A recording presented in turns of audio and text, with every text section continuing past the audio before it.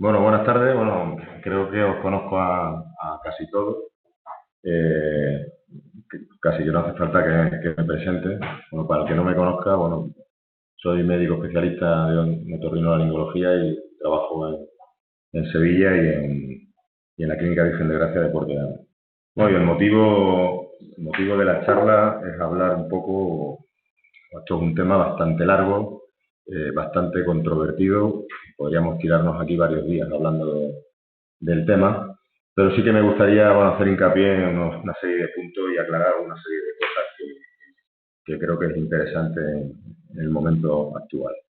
Entonces, bueno, hablaré un poco acerca de conceptos generales sobre pandemia, zoonosis, conceptos generales sobre los virus, mecanismos de acción de los virus, el estado actual de la pandemia, mecanismo de acción del virus, aparte de síntomas, fases de enfermedad, tratamiento, diagnóstico, prevención, ciertas situaciones especiales como el embarazo, los niños y, muy importante, los bulos, que tanto abundan en este momento y lo que nos espera en el futuro. Tema de investigación sobre vacunas y también sobre el suero de personas convalecientes, o sea, personas que lo han pasado, que parece que, bueno, podrían usarse los anticuerpos para tratar a pacientes actualmente. Entonces, vamos a empezar un poco hablando de qué significa esta palabra que tanto se repite últimamente en todos los medios de comunicación, que es pandemia. Pues como veis aquí, una pandemia es una afectación de una enfermedad infecciosa a los seres humanos a lo largo de un área geográficamente extensa.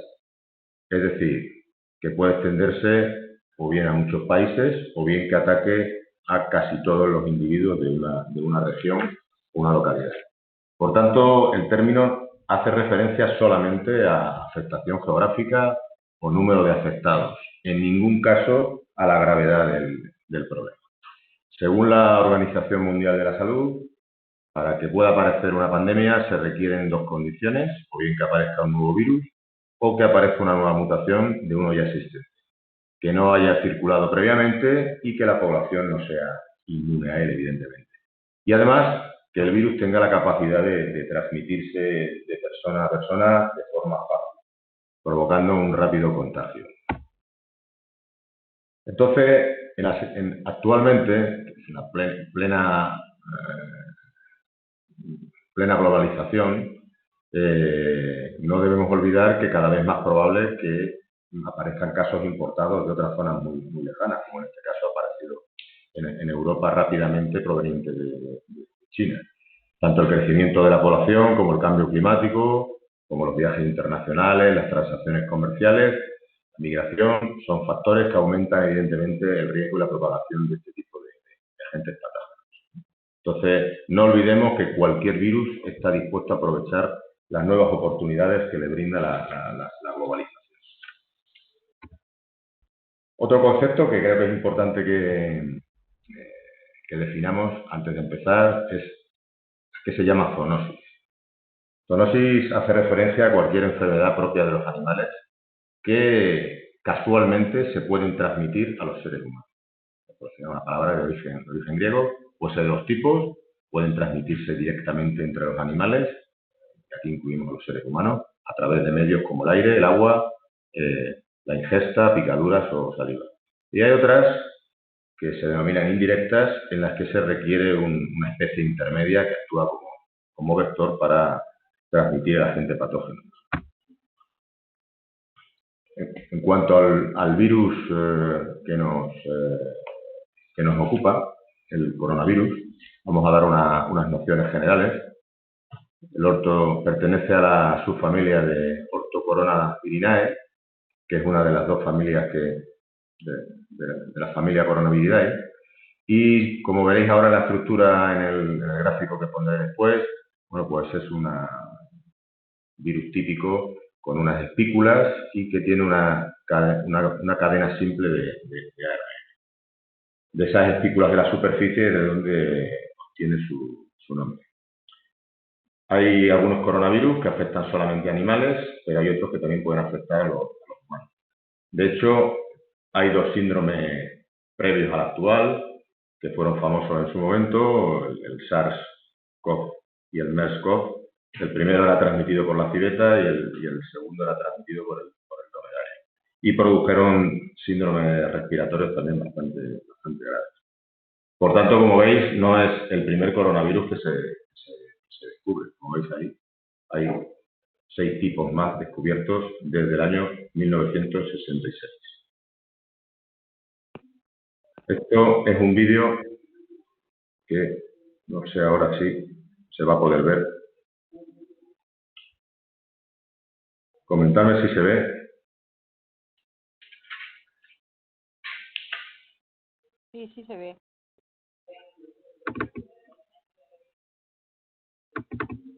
Seguramente hayáis visto o hayáis leído alguna vez que los virus son parásitos intracelulares obligados. Pero, ¿qué significa realmente esto? Pues esto quiere decir que los virus necesitan de manera obligatoria a la célula para poder sobrevivir, para poder vivir. Sería algo similar a como una garrapata necesita la sangre de su huésped para poder alimentarse y sobrevivir. ¿Se ve el vídeo? Sí, sí. Sí, sí. Sí, Jaime, se ve. Está bien, ¿no? Sí. Vale. Sí. Sí.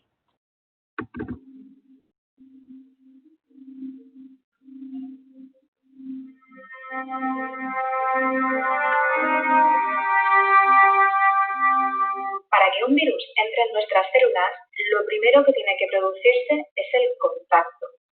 Este es el momento donde comienza la infección. Aquí donde veis la proteína S, que es la Estas pequeñas espícula. partículas amarillas que veis en la superficie del virus son proteínas virales que actúan como llaves microscópicas. Estas proteínas han evolucionado para adoptar la forma y el tamaño perfecto para poder entrar en la célula. La célula tiene una serie de proteínas propias que actuarían como cerraduras que el virus con sus proteínas abre. En el caso del coronavirus, hoy se sabe que es la proteína AC2 la que le permite entrar a la célula. De esta forma, Esta proteína por la que entra el virus en la célula es una proteína que sirve para el control de la tensión arterial. Virus y célula encajan como dos piezas de un puzzle. El virus ha conseguido engañar a la célula y ha conseguido evitar sus mecanismos de defensa. Una vez dentro, pondrá a la célula a sus órdenes, convirtiéndola en una fábrica de mastín.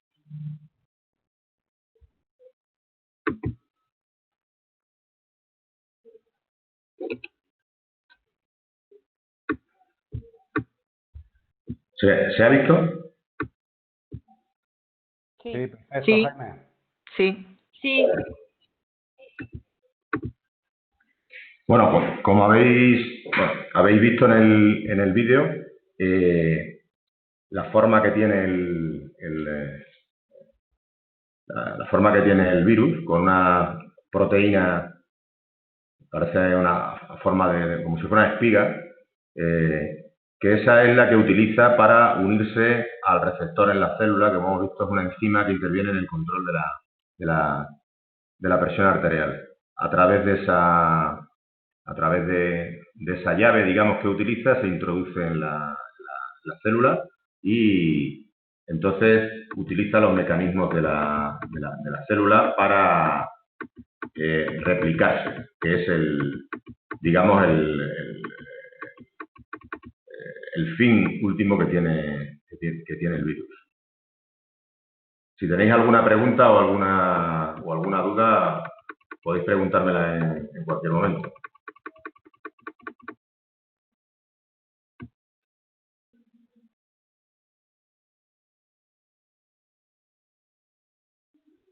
¿Alguna pregunta? No, de momento no. No. No. Vale. No, en principio no.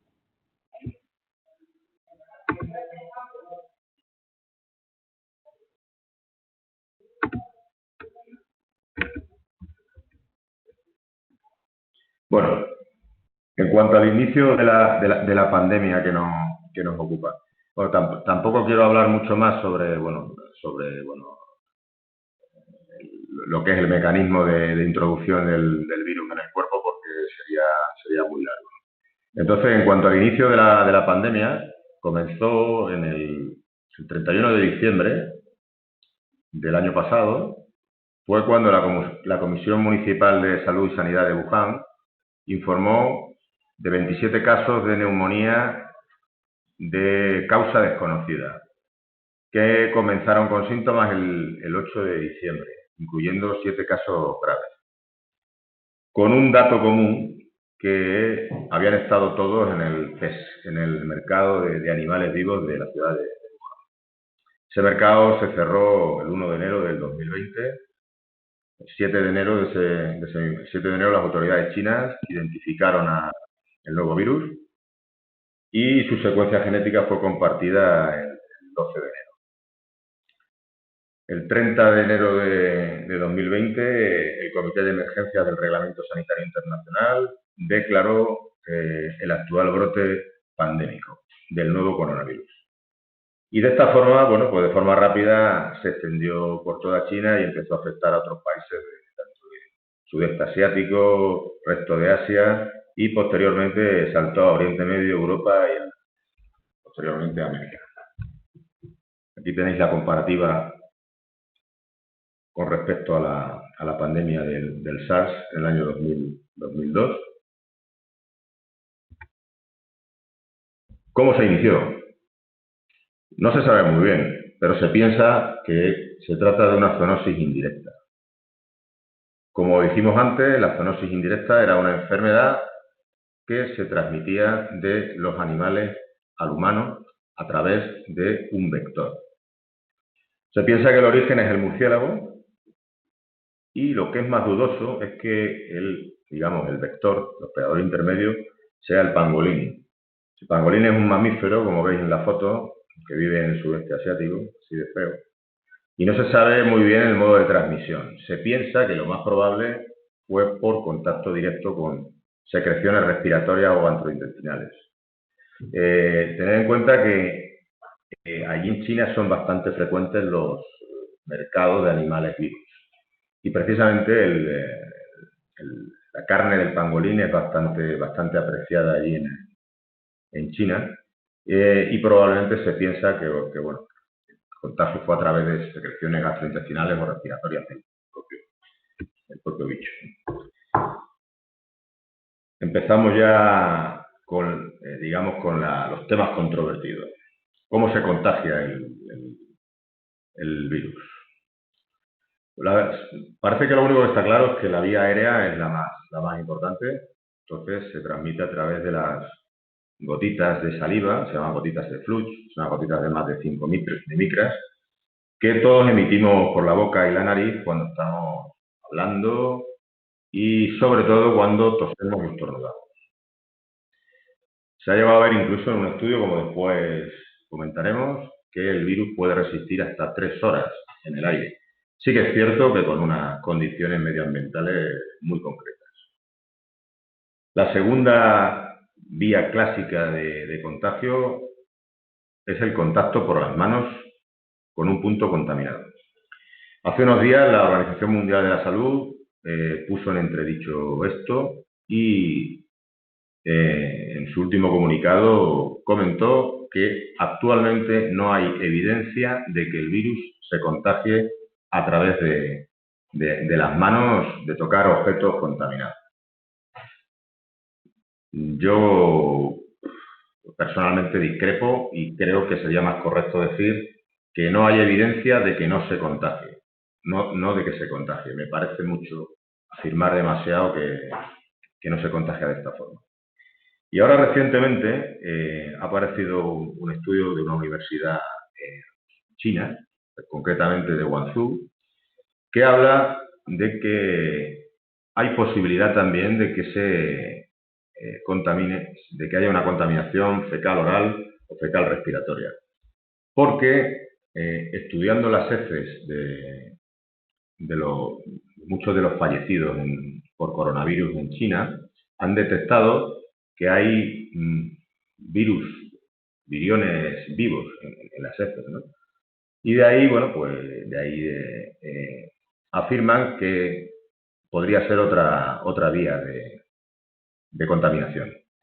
Esto quizás en nuestro medio no es muy importante, pero pensad en países como, por ejemplo, la India, México o Perú, donde ahora mismo la pandemia está en crecimiento, la importancia que podría tener esto. Imaginaos en la India, donde las aguas fecales van al Ganges, al río, donde ellos después se bañan y lavan la ropa. Si esto es así, bueno, puede ser un problema de salud bastante importante. Por último, hacer referencia que el número básico de reproducción R0 se refiere, bueno, a la media de personas que puede contagiar un individuo contagiado, es de 2 a 3. Esto se ha hecho evidentemente en función de modelos matemáticos. Que es otro concepto también importante. Durante a lo largo de la charla también he introducido, como veréis después, varias preguntas y a intentar responderlas, ¿no? Preguntas que yo me he hecho a lo largo de estos meses y que creo que es interesante. Por ejemplo, ¿qué es un contacto estrecho de coronavirus? Pues personas que han realizado cuidados a casos probables o confirmados sintomáticos, sobre todo en este caso sanitarios como nosotros o familiares de enfermos. Gente que ha estado en el mismo lugar de un caso probable o confirmado sintomático, a menos de 2 metros de distancia. En este caso se referiría más a convivientes o a visitas. Y pasajeros en avión, situados a menos de 2 asientos de distancia, o tripulación que haya estado en contacto con caso probable o confirmado. Algunos datos sobre la situación actual de la pandemia. Esto realmente, bueno, lo podéis consultar en cualquier web actualmente con información detallada en cualquier web. Pero bueno, unos datos a grandes rasgos. Ahora mismo hay más de 5,7 millones de personas infectadas en el mundo. Más de 360.000 muertos. Más de 2,4 millones recuperados. En España, declarado oficialmente 237.906 casos a día de hoy y 27.119 muertos. Esto es lo que se reconoce en el Ministerio de Sanidad. No vamos a entrar a discutir si las cifras son reales o no. Como veis, seríamos el 5º país del mundo, detrás de Estados Unidos, Inglaterra, Italia, Francia, en número de muertos. En esta gráfica veis lo que es la tasa de contagio en España, a fecha de 23 de mayo. A mi modo de ver, en este tema hay que hablar siempre de cifras relativas, no se puede hablar de cifras absolutas, y es mucho más adecuado hablar de tasas en relación a población de 100.000 habitantes, ¿no? Si os dais cuenta, la comunidad con mayor tasa de contagio por cada 100.000 habitantes en España sería La Rioja, la segunda Madrid y la tercera Castilla-La Mancha. En cuanto a muertes por millón de habitantes, como veis, tenemos el dudoso honor de ser el segundo país con más muertos por habitante detrás de Bélgica.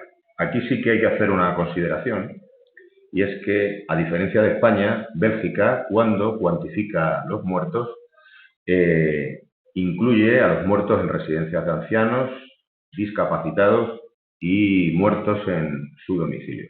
Aquí en España solamente se cuantifican muertos en hospital con prueba PCR realizada, con lo cual, bueno, pues se estima que el número de muertos puede ser bastante superior al que declara el Ministerio de Sanidad. Y en cuanto a tasa de muertes por coronavirus, igual por cada 100.000 habitantes, pues Castilla-La Mancha tiene el dudoso honor de ser la región de España con mayor tasa de muertes. Esto quizá, bueno, aparte ya de la cercanía con Madrid, pues evidentemente que fue el foco inicial de la pandemia en España, probablemente también se debe a que tenga una población más envejecida. Por rangos de edad, como veis, prácticamente gente joven, a partir de 60 años, no empieza a tener realmente una incidencia importante. Y sobre todo se ceba a partir de 80, 90 años de edad. Entonces, bueno, no quiere decir que no afecte no afecte nunca a ningún niño o un joven, pero como veis, las posibilidades de enfermedad grave o de muerte son muchísimo mayores a partir de los 60 años de edad. España, en cuanto a los sanitarios, tenemos también el dudoso honor de tener la tasa de sanitarios contagiados más alta del mundo. Actualmente más de 51.000 sanitarios contagiados, lo que supone más de un 20% del total. Respecto a China, Estados Unidos, Italia, estamos bastante lejos. La única que se nos acerca, como veis, algo es Italia. Aquí sí que tengo que hacer un comentario por lo que me toca, por mi profesión de sanitario, en cuanto a los supuestos focos de contagio que el Ministerio de Sanidad declara. Según el Ministerio, los dos focos principales son los domicilios y los hospitales. O sea que un porcentaje importante de los 51.000 sanitarios contagiados se ha contagiado en su casa. Ver para creer. Cuando realmente, y aquí sí que hablo de experiencia propia, sobre todo al inicio de la pandemia, hubo una escasez de material de protección impresionante y después ese material que nos trajeron era defectuoso. Concretamente en mi hospital ya es la segunda remesa de mascarillas defectuosas que nos han traído, que nos han suministrado, ¿no? Entonces, bueno, pues la verdad que me da bastante pena este tipo de afirmaciones. En cuanto a...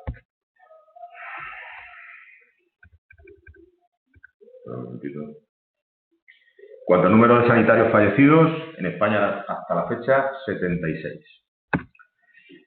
Mención también al famoso estudio de seroprevalencia en España. Como veis, bueno, lo que se hizo fue, bueno, testar lo que es los anticuerpos IgG.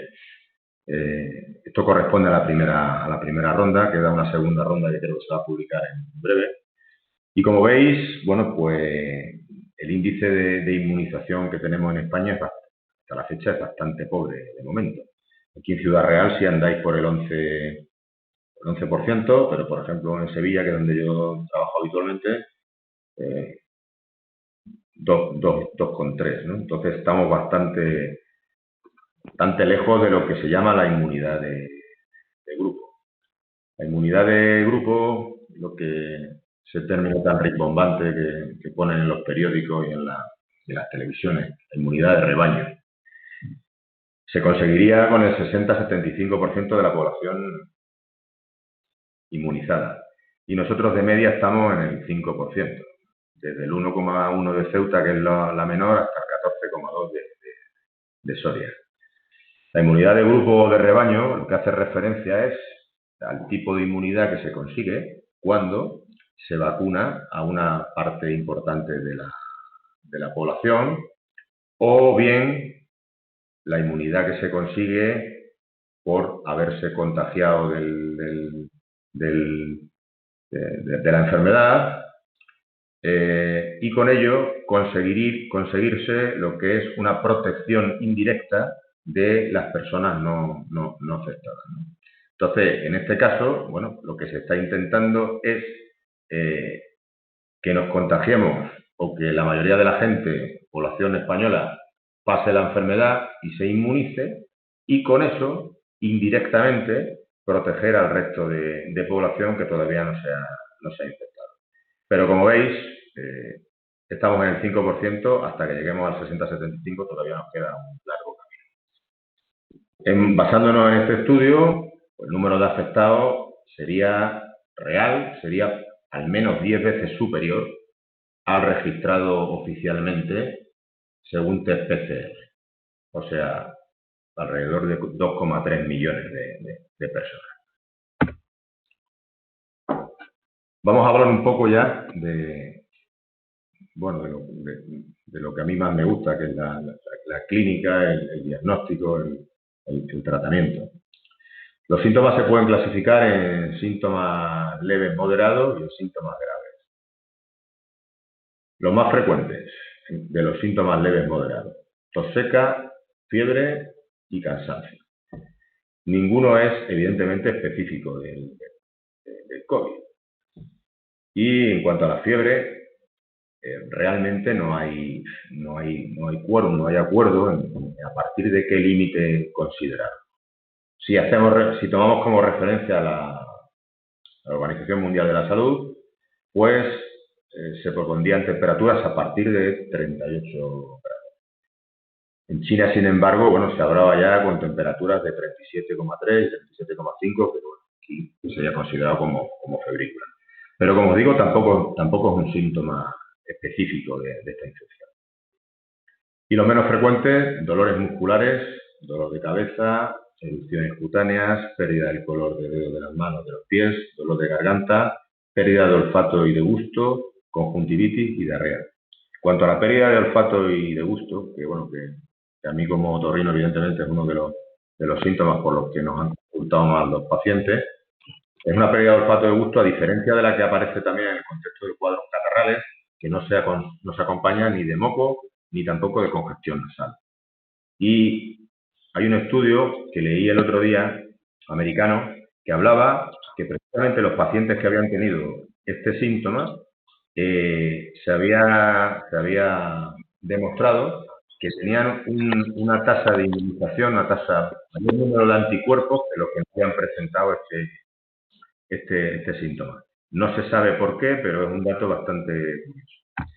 En cuanto a los síntomas graves, la dificultad respiratoria, dolor, presión en el pecho y la dificultad para hablar o moverse, que es un nuevo síntoma, digamos, que ha reconocido recientemente la Organización Mundial de la Salud. Se está viendo últimamente también casos incluso de afectación neurológica por el COVID. Se piensa que provoca una inflamación de los nervios, digamos, los nervios periféricos. Menciona aparte a los síntomas cardiovasculares del COVID. El COVID también produce un daño miocárdico con incluso insuficiencia cardíaca. Eso se traduce en las analíticas con una elevación de la vitamina. Hay hasta un 5,8% de fibra o daño cardíaco sin ningún tipo de antecedente de enfermedad cardiovascular. Y se piensa que es por la excesiva respuesta inflamatoria general. Aparte también los síntomas psicóticos.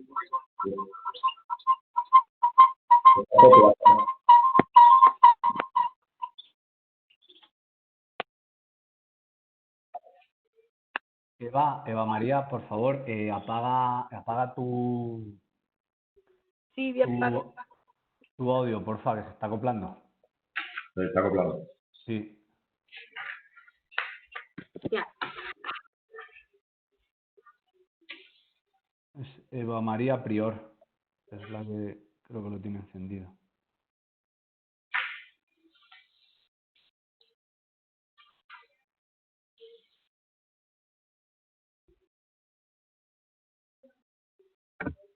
¿Ya? Creo que sí. En cuanto a mención especial también a los síntomas psiquiátricos, hasta el 44% de los pacientes hospitalizados presentan algún síntoma psiquiátrico asociado. 26,8% ansiedad y un 12,2% trastorno por estrés postraumático. Se ha comprobado además que existe un mayor riesgo de neumonía en pacientes psiquiátricos. Y en cuanto al personal sanitario, en China, hasta el 50,4% sufrieron depresión, 44% ansiedad y 34% insomnio. En España, 23,4% ansiedad. Yo lo sigo viendo bajo. La enfermedad podría clasificarse en 3 grados en función de la gravedad: leve, moderada o grave. Son los parámetros respiratorios que se usan para determinarlo, que tampoco vamos a entrar en eso. Y en cuanto a los factores de riesgo, uno que ya vimos antes, que era la edad, mayor de 60 años, ya visteis que la tasa de mortalidad ajustada por edad era mucho mayor a partir de los 60 años, sobre todo a partir de los 80. padecer una enfermedad crónica previa, EPOC, diabetes, cardiopatía isquémica, fibrilación auricular, enfermedad renal crónica, insuficiencia hepática y hipertensión. Presentar algún estado de inmunosupresión, alguna enfermedad que provoque ese tipo de inmunosupresión, puede ser enfermedades reumáticas, enfermedades inflamatorias intestinales tipo Crohn, colitis ulcerosa, antecedentes de neoplasia o tumor hace menos de 5 años, pacientes que están también inmunodeprimidos. Y, importante y curioso, sexo masculino. El 70% de los muertos son varones. O sea, que estamos hablando de que la tasa de mortalidad es 2,5 veces mayor que en mujeres. Y no importa la edad. Lo que sí es igual, tanto para hombres como para mujeres, es la posibilidad de contagio. Entonces, en función de la gravedad, esta sería la actitud que habría que tomar. Solamente se trasladarían al hospital los enfermos moderados y graves. Cuanto al periodo de incubación. Según estudios de la revista Annals of Internal Medicine, el periodo de incubación medio sería de 5 días. Como veis, el 95% de los pacientes sería de 4,558, pero el 97,5 aparecerían dentro de los primeros 11,5 días después de la exposición al virus. Los síntomas podrían prolongarse incluso hasta 12 días siguientes en algunos casos y se asume que la transmisión del virus empezaría 1 o 2 días antes de la aparición de los síntomas. Esto se dice en función de modelos matemáticos. Los síntomas aparecerían desde el inicio del síntoma hasta la aparición de dificultad respiratoria, 5 días, desde el inicio hasta que apareciera, disminución de oxígeno en sangre y requisiera hospitalización 7 días, el síndrome de distrés respiratorio 8 días y el fallecimiento podría ocurrir entre 2 y 8 semanas. Normalmente el tiempo medio de enfermedad leve sería 2 semanas y el tiempo medio de enfermedad moderada grave 3-6 semanas. 80% de los casos son leves moderados. Los graves serían solamente 20% de ellos. Por tanto, a pesar de, no discuto la gravedad de la pandemia, pero a pesar de todo, como veis, la gran mayoría de casos, afortunadamente, son leves moderados. Solamente un 20% serían casos graves y de estos 20%, solamente el 3% requeriría ingreso en UCI. Como veis, y como comentamos antes, 1 de cada 3 pacientes morirían por fallo cardíaco, insuficiencia cardíaca, infarto de miocardio. Y los fallecidos suelen presentar todos también síntomas de sepsis, son síntomas bajada de tensión, taquicardia y hasta en el 42% de los supervivientes de la forma. En cuanto a los asintomáticos, que tanto se ha hablado de ello, se piensa que hay un estudio en Islandia que hablaba de que podían alcanzar hasta el 43%. Luego hablaron de que probablemente lo que empezaron es con síntomas más tarde. Hay otro estudio en Italia, en uno de los epicentros de la pandemia aquí en Europa, que hablaba del 43,2% de asintomáticos. Y en China hay una variabilidad tremenda, porque hay estudios que hablan del 1,2% del inicio de la pandemia hasta el 80% actualmente. Y, por supuesto, los casos asintomáticos son más frecuentes en niños y en gente joven. Aquí en España, digamos que lo reconocido por el Ministerio de Sanidad sería que el 30% serían casos asintomáticos, ¿no? Entonces, estaríamos hablando, como dijimos antes, formas leves, moderadas, 80%, en ese 80%, el 30% serían asintomáticos. Y el 50% restante serían formas leves y moderadas.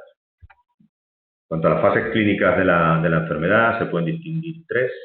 Una que sería la fase inicial o de infección respuesta viral, que sería la primera semana. Segunda fase, que sería la fase de afectación pulmonar, fase de neumonía. Aquí, primera fase, como veis, diagnóstico sería con PCR, que hablaremos después. los anticuerpos aún seguirían siendo negativos. Fase 2, fase pulmonar, a partir ya de una semana, ya empiezan a ser los anticuerpos. En este caso, los IgM ya serían positivos. Y la PCR solamente sería positiva en el esputo. Habría que tomarlo con una broncoscopia de lo que es el pulmón o en las heces. Esto tiene bastante importancia a la hora del diagnóstico.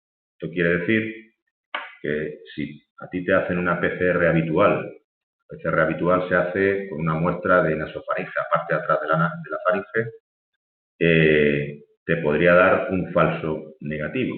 Porque, como he dicho, a partir del 7º día la PCR se negativiza en esa muestra y habría que tomarla en heces o en el esputo. Y luego está la fase 3, que es la fase hiperinflamatoria. Ocurre a partir del día 10-15, sobre todo en los pacientes con factores de riesgo, como vimos antes.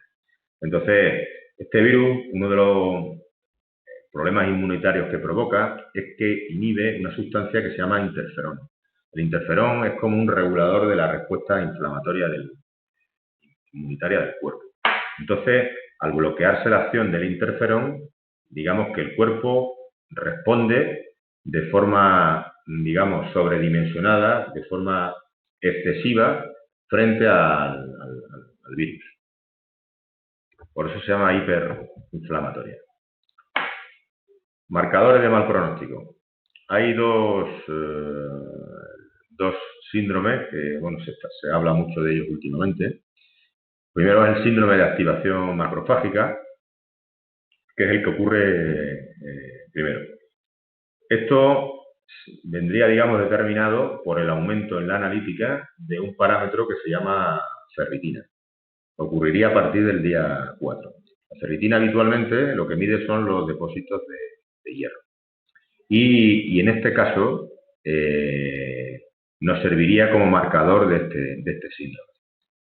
También el aumento de la interleuquina 6, sobre todo a partir del día 13. Entonces, en el síndrome de activación macrofágica, el macrófago es una célula que pertenece a nuestro sistema inmunitario y que se activaría en la presencia de cualquier germen patógeno, en este caso del virus. Como hemos dicho antes, el interferón, que era esa sustancia que se encarga de modular la respuesta inmunitaria, el virus lo ha inactivado. Con lo cual, estos macrófagos lo que hacen es responder de forma exagerada frente al ataque del coronavirus. Y por otro lado, el síndrome antifosfolípido. Esto se corresponde con la formación de trombos, que, bueno, tanto se está hablando últimamente en todos los medios de comunicación. En lo que es en la analítica, vendría determinado por un aumento del dímero D, que es otro parámetro típicamente que digamos, que avisa de que se va a producir este síndrome y que avisa de que el paciente se va a poner bastante malito en los próximos días. También vendría determinado por una disminución de las plaquetas. Otros parámetros que también se pueden alterar, como la troponina, lo que hablamos antes, sobre todo en caso de infarto de miocardio, CRP, LDH y la procalcitonina en caso de infección bacteriana. Entonces, digamos que esos dos síndromes, con esos parámetros de laboratorio, digamos que son los que nos indican que el paciente va a tener un curso grave. Y además, esa respuesta suele ocurrir de forma brusca a partir del 7º, 8º día y en algunos casos hasta independientemente de la edad. Obviamente, es más frecuente en pacientes con factores de riesgo, pero sí es cierto que se ha visto incluso en pacientes relativamente jóvenes. En cuanto al tratamiento, no hay un tratamiento específico hasta la fecha, desgraciadamente. De todas formas, la Organización Mundial de la Salud pues, ha publicado una guía que realmente lo que se basa es una serie de recomendaciones basándose en tratamientos para la gripe, para el SARS y para el MERS, que hablamos inicialmente. Habla de tratamiento de soporte, bueno, lógicamente, aquí lo que se habla es de uso de ventiladores en caso de que sea necesario, antibióticos solamente en pacientes con síntomas de sepsis, que eso es cuando la infección llega a la sangre, y antivirales. El tema de los antivirales, pues bastante controvertido. Incluso hablan de antivirales frente al virus de la gripe, porque, en este caso, pues ha compartido lo que es la época donde la gripe es endémica, que es la época de otoño-invierno. En un principio, la Organización Mundial de la Salud no recomendaba utilizar corticoides para este tipo de neumonía, pero después, en distintos estudios en hospitales, se ha demostrado que son bastante útiles, sobre todo en los casos en los que aparece el síndrome de activación macrofágica, que es, como he dicho antes, esa respuesta inflamatoria brutal del cuerpo frente a la infección. Estos son los fármacos antivirales que hemos estado comentando antes, que tampoco vamos a entrar mucho en ellos. Y en los inhibidores de la proteasa, aquí hay uno que se llama lopinavir ritonavir, famoso Caletra, que lo habréis escuchado en distintos medios de comunicación. Parecía que era efectivo, pero realmente solamente se ha demostrado su eficacia in vitro. No hay estudios que demuestren su eficacia en pacientes vivos. Heparina de bajo peso molecular, en este caso, estaría indicada, lo que hablamos anteriormente, en el síndrome antifosfolípido, en el síndrome que hablábamos que se producían trombosis. En este caso, habría que anticoagular al paciente con heparina a dosis alta. Y los corticoides en los síndromes de activación macrofágica, a pesar de la recomendación inicial de la Organización Mundial de la Salud, que hablaba que no se recomendaba. Pero como sabéis, el corticoide es también un supresor, y en este caso, si lo que tenemos es una respuesta excesiva del sistema inmunitario, pues ese efecto inmunosupresor pues puede ser muy beneficioso. Y mención también a otro tratamiento muy de moda, la cloroquina y la hidroxicloroquina. Se ha usado clásicamente en el tratamiento de la malaria, el paludismo. Entonces, parece que bloqueaba el receptor que utilizaba el virus, como vimos en el vídeo, para penetrar en la célula. Sin embargo, recientemente ha salido una revista de investigación, en Lancet, que no hay evidencia de que sea beneficioso en el tratamiento del COVID y que, al contrario, tanto si se usa solo como si se usa con antibióticos también, tipo acitromicina, que también se ha usado en el tratamiento del COVID, pues puede producir hasta un mayor riesgo de complicaciones cardíacas, un alargamiento del espacio QT en el electro, y luego además también se ha visto que produce una hiperpigmentación de la piel. No sé si habéis visto últimamente una noticia recientemente de varios médicos chinos en el comienzo de la pandemia, casos graves, que fueron tratados con este fármaco y se volvieron negros. Fue por el efecto secundario de la hidroxicloroquina. Produce una toxicidad hepática y hace que se pigmenten de esa forma. Teóricamente es un efecto temporal, pero tampoco se sabe. Mención también, habréis escuchado, la agencia, una alerta que sacó lo que es la Agencia de Medicamentos francesa, que hablaba de que podía haber relación entre infecciones más graves y el uso del ibuprofeno. Posteriormente a esta alerta, la Asociación Española de Medicamentos sacó un comunicado diciendo que no había ningún dato actualmente que permitiera afirmar que la infección por COVID-19 se agravaba por el uso de ibuprofeno y otro tipo de antiinflamatorios no esteroideos de esta familia. O sea que ahora mismo no hay ninguna evidencia científica en la que apoyarse para no tomar ibuprofeno por riesgo de agravamiento del COVID. De todas maneras, prácticamente todas las guías clínicas se recomienda usar con el paracetamol como primera opción, pero como digo, no hay base científica para afirmar actualmente que no se deba usar ibuprofeno.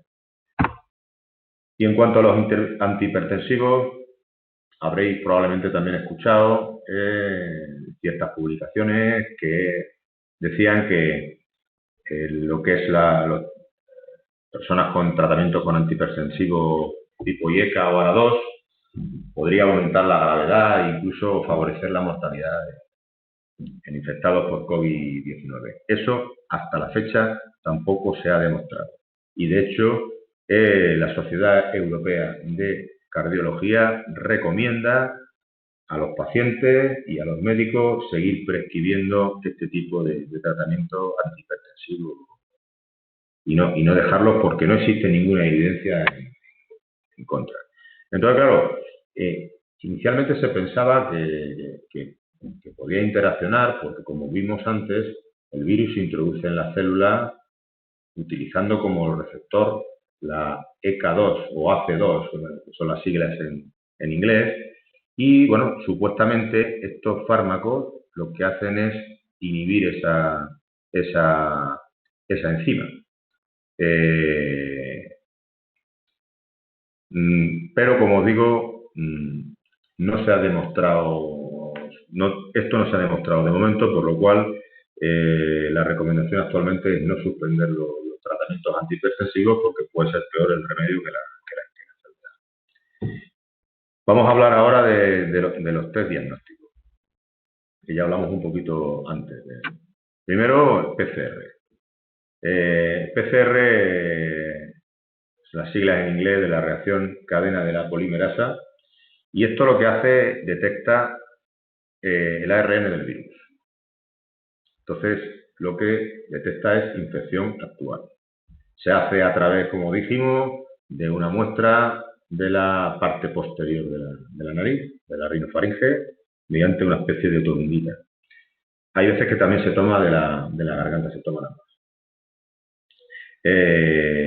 Entonces, con esta técnica lo que se detecta son ARN del virus.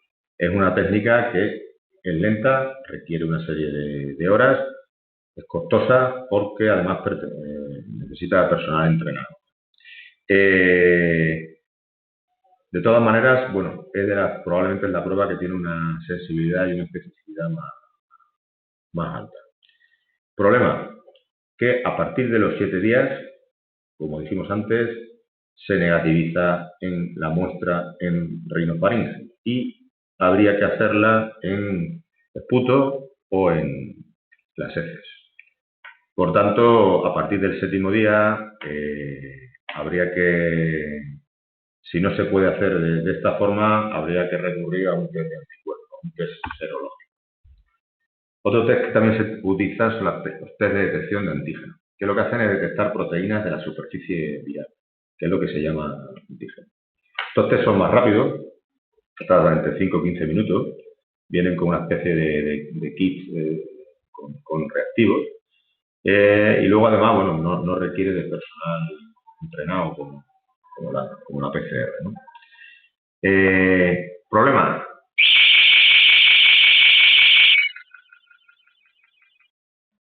La sensibilidad y la especificidad que tiene pues son bastante variables. Entonces depende mucho de la empresa que los desarrolle. Aquí en España realmente los test de antígenos no se están utilizando prácticamente. Lo que más se usa son PCR y también los test serológicos, son los test de detección de anticuerpos. Entonces, los anticuerpos, este tipo de pruebas lo que mide precisamente son los anticuerpos, que es la respuesta que tiene el organismo frente a las infecciones. Hay dos tipos. Uno, que es el cualitativo, que es la técnica que se llama inmunocromatografía, que lo que hace es determinar si hay o no hay. Y luego están los cualitativos. Los cuantitativos, que son los que aparte de medir si hay o no hay, te dicen el número de anticuerpos que hay. Y eso es la técnica ELISA. Evidentemente, el test cualitativo es mucho más, son test que son muy rápidos, que no requieren personal entrenado y se podrían hacer de forma masiva. Los test cualitativos, el ELISA, por el contrario, requieren más tiempo y un personal especializado. El problema que tienen es el contrario al PCR. Durante la primera semana tendría muchos falsos negativos. Realmente su validez sería a partir de la semana, al contrario que la PCR. Mediría dos tipos de anticuerpos. Los IgM, que como sabéis, la respuesta inmune primaria. Digamos que serían los primeros anticuerpos que el cuerpo genera frente a la infección. Anticuerpos rápidos. Entonces, normalmente suelen alcanzar a nivel máximo a partir de los 5 días del inicio de los síntomas. Pero, sin embargo, además son los primeros que desaparecen. Y luego estarían los IgG, que serían los que corresponden a la respuesta inmunitaria secundaria o tardía. Digamos que son los que aparecerían posteriormente y, teóricamente, los que quedarían como recuerdo después. Problema, que no sabemos si esos anticuerpos, pues lo veremos después más detenidamente, no sabemos si esos anticuerpos, primero, si son eficaces, o sea, si nos van a proteger de una reinfección, y segundo, si son duraderos. Eso tendremos que esperar más tiempo para saberlo. Los niveles máximos empezarían a aparecer a los 14 días, como veis, más tarde que lo IgM. En cuanto a la sensibilidad de los test de detección de anticuerpos, pues también son muy variables. Depende de dónde provengan. Hay test chinos que nos han suministrado cuya sensibilidad no pasa del 30%. Sin embargo, hay test desarrollados por laboratorios españoles que sí que alcanzan sensibilidades de 85 o 90%. Y como os he dicho antes, muy importante, a partir de los 7 días desde el inicio de los síntomas. Porque durante esa primera semana podría tener muchos falsos negativos. Aquí tenéis una gráfica para entender los resultados de las distintas pruebas diagnósticas. Como veis, si tanto la PCR como la IgM y la IgG son negativos, no tendríamos ni infección ni inmunidad. Si tuviéramos una PCR positiva y no tuviéramos todavía anticuerpos, estaríamos hablando de que estaríamos en el periodo más inicial de la infección, donde todavía no tendríamos, como veis, anticuerpos. En caso de que los IgM fueran ya positivos, estaríamos también en un estado precoz de la infección. Como hemos dicho antes, normalmente suelen aparecer a partir del 5º día. Y si tuviéramos todo positivo, estaríamos hablando que estaríamos en plena infección, en la fase activa. Cuando ya no tenemos IgM y sí IgG, estaríamos hablando de fase final. Y si tuviéramos una PCR negativa y anticuerpos IgM y IgG positivos, pues podría tratarse de un falso negativo PCR. Habría que realizar, normalmente se realiza a las 48-72 horas, una PCR de confirmación. Lo mismo ocurriría si solamente tuviéramos IgM positivo. Habría que pensar en un falso negativo de la PCR. Recordar con la PCR que a partir del 7º día se negativiza en muestras de rinofaringe. Y la situación ideal, entre comillas, que tuviéramos una PCR negativa, una IgM negativa y una IgG positiva. Eso significaría que tendríamos una infección pasada y curada. El problema es si esto nos dejaría o supondría una inmunidad duradera y eficaz. Hemos hablado antes de falsos negativos. Falso negativo, la definición sería un resultado negativo, pero cuando el individuo tiene la enfermedad o la ha pasado, hablando de anticuerpos. El tema de la PCR, aparte de aparte del momento en el que se haga, también hay que hacer referencia a que también su validez depende de, digamos, de si la técnica se ha realizado correctamente. Pensar que hay que introducir un hisopo, es como una especie de bastoncillo largo, hasta la parte posterior de la nariz. No sirve tomar la muestra de la parte de delante de la nariz. Tiene que llegar hasta la parte posterior de la nariz, que es donde se ha estudiado y donde se ha comprobado que existe una mayor concentración de virus. Entonces, bueno, pensarlo sobre todo su realización en niños. En niños es prácticamente imposible que tú le hagas una PCR correctamente en una muestra genogénica, porque el niño se va a estar quieto y al final la muestra se va a tomar de la parte de delante. Entonces, bueno, hay que pensar también en que parte de los falsos negativos que puedan aparecer en la PCR sean por una mala técnica de realización. Y en cuanto a los test serológicos, pues depende de los kits. Evidentemente, en los que utilizan la técnica ELISA, en los test cuantitativos, que cuantifican el número de anticuerpos, la sensibilidad y la especificidad es mucho mayor que en los test rápidos. Los test rápidos, como he dicho antes, hay algunos que no sobrepasan ni siquiera ni un 30% de sensibilidad. De hecho, incluso los primeros test que llegaron a España antes de origen chino y en mi hospital lo estuvimos comprobando. Pacientes sintomáticos con PCR positiva se hacían test serológicos y salían todos negativos, ¿no? Entonces, supuestamente, y estamos hablando de que se hacían ya a partir de 4 o 5 días, que supuestamente es cuando tendrían que tener ya lo que es la IgM elevada, que como dije era la primera respuesta inicial del juego. De la pregunta que nos hacemos todos, ¿es necesario testar masivamente a la población? Pues depende. ¿Hacer PCR a todo el mundo? Pues es complicado, pero es complicado por un tema económico. Complicado, yo lo diría entre comillas, porque por ejemplo en Corea del Sur se han hecho PCR masivas a la gente, como veréis las imágenes de la televisión, incluso desde el propio coche, en parking, y sí que se ha hecho, probablemente no a toda la población, pero sí a un porcentaje bastante importante.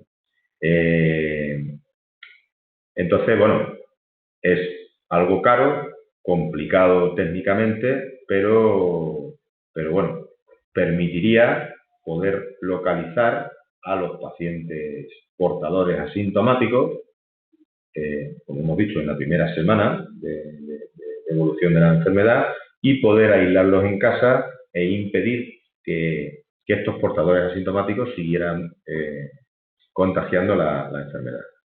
En cuanto al tema de los anticuerpos, bueno, pues sirve para hacer estudios de seroprevalencia, que es lo que estuvimos hablando antes. Te permite, bueno, hacerte una idea más o menos del porcentaje de población que pueda haber desarrollado inmunidad frente al virus, establecer lo que es el impacto y, bueno, sobre todo también un poco para hacerte un poco la idea de establecer políticas para el futuro en previsión de que pueda haber nuevos rebrotes, ¿no? Como es el caso en el que nosotros nos enfrentamos ahora de la posibilidad de rebrote cuando llegue otoño, ¿no? Entonces,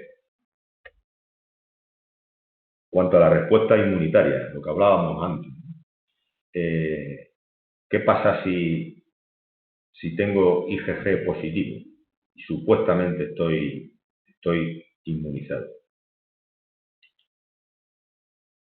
Habría que preguntarse 3 cosas. ¿Hay realmente respuesta inmunitaria frente al virus? ¿Es eficaz dicha respuesta? ¿Y cuánto dura esa respuesta inmunitaria? Todo esto empezó a cuestionarse, sobre todo en Corea del Sur, a través de, no sé, lo leísteis, un artículo que hablaba de que bueno, que había una enorme preocupación en Corea por supuesta noticia que hablaba de 260 casos de reinfecciones. En realidad no fueron reinfecciones, sino lo que fueron falsos positivos. Quiere decir que habían sido diagnosticados erróneamente de COVID sin serlo. Entonces no estaríamos hablando de reinfección. Entonces, bueno, en cuanto a la pregunta de si existe respuesta inmunitaria, bueno, parece ser que sí. Hay un estudio del Hospital Mount Sinai de Nueva York que se hizo con 1.343 participantes, que es una cifra bastante grande, y en los cuales se observó que había un 99% de casos que sí habían generado anticuerpos frente a la proteína espina, la proteína que se unía al receptor de la célula para introducirse.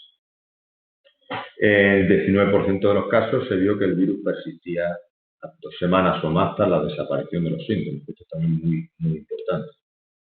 Y que la IgG aparecía mínimo 3 semanas después de la desaparición de los síntomas. Entonces, frente a esa primera pregunta que nos hicimos de si había respuesta inmunitaria, parece ser que sí. ¿Cuánto dura? Necesitamos más tiempo para saberlo. Si nos basamos en los primos hermanos de este coronavirus, que serían el MERS y el SARS, pues en ambos casos se detectaron anticuerpos neutralizantes hasta 3 años después de la infección. Incluso en el SARS hasta 13 años después. Lo que no se sabe es si ya eran o no eran efectivos. Pero sí está claro que los 3 primeros años en ambos casos eran anticuerpos efectivos frente a la infección. Dentro de los anticuerpos hay que distinguir 2 tipos. Serían los anticuerpos aglutinantes y los neutralizantes. Aglutinantes quiere decir que son capaces, digamos, de marcar al virus o al germen. Y neutralizantes son los que son capaces no solamente de marcarlo, sino también de destruirlo. Y esta respuesta, tercera pregunta, ¿es eficaz esta respuesta inmune? Esto es complicado realmente de investigar, porque claro, para realizar una investigación acerca de esto necesitarías hacerlo en cultivo de células humanas. Para eso necesitas laboratorios de alta seguridad, nivel P3. Eso no se puede hacer en cualquier hospital, esos son centros muy específicos. O también se podría hacer en animales que produzcan la enzima. La ECA era como hemos dicho varias veces, es el receptor que utiliza el virus para entrar en la célula. Hay un estudio en China, publicado recientemente en la revista Science, que se hallaron 4 anticuerpos de un paciente que había tenido la enfermedad, que tenían capacidad, como hemos dicho antes, neutralizante, o sea, que podían eliminar el virus, llegando incluso a reducir la carga viral en los pulmones de ratones de laboratorio y evitando hasta la afectación de otros órganos. Hay un estudio preliminar, una investigación del Instituto del SIDA y Caixa de Barcelona.